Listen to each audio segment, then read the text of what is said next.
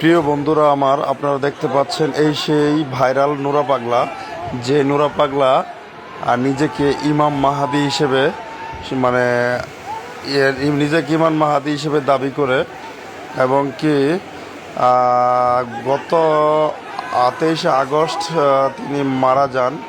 মারা যাওয়ার পর তার কবরটা ঠিক মাটি থেকে 6 ফিট নিচে দেওয়া হয়েছে। কারণ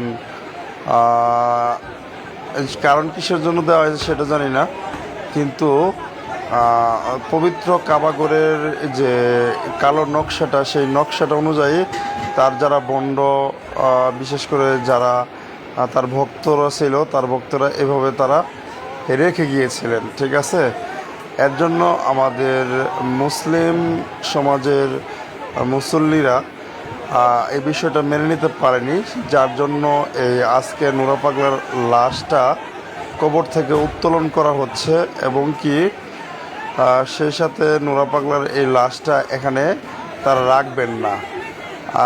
আপনারা দেখেছেন হয়তো সোশ্যাল মিডিয়াতে আজকাল যে কবর থেকে লাশ উঠিয়ে তারা জ্বালিয়ে দিয়েছেন। সো এই বিষয়টা সবার চোখে পড়েছেন।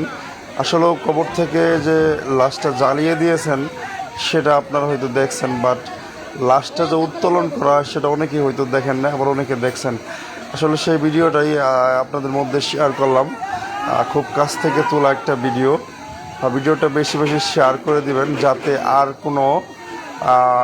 আর কোনো ধরেন নাস্তিক যেন নিজেকে যেন ইমাম মাহাদি হিসেবে দাবি না করতে পারে। এ থেকে যেন সবারই শিক্ষা গ্রহণ করা উচিত।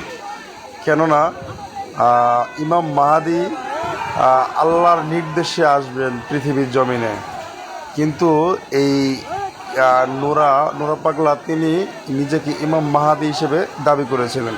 আপনারা দেখতে পাচ্ছেন ইতিমধ্যে নোরা পাগলার লাশটা কবর থেকে উত্তোলন করার পর তার কবরে যে একটা কফিন ছিল, সে কফিনটাও উত্তোলন করে ফেলেছেন এবং কি কফিন থেকে তার লাশটা টেনে বের করার পর এখন আবার জানি না, মনে হয় কফিনে আবার লাশটা উঠানোর পর হয়তো উপরে উঠে হয়তো রাস্তায় নিয়ে যাবে।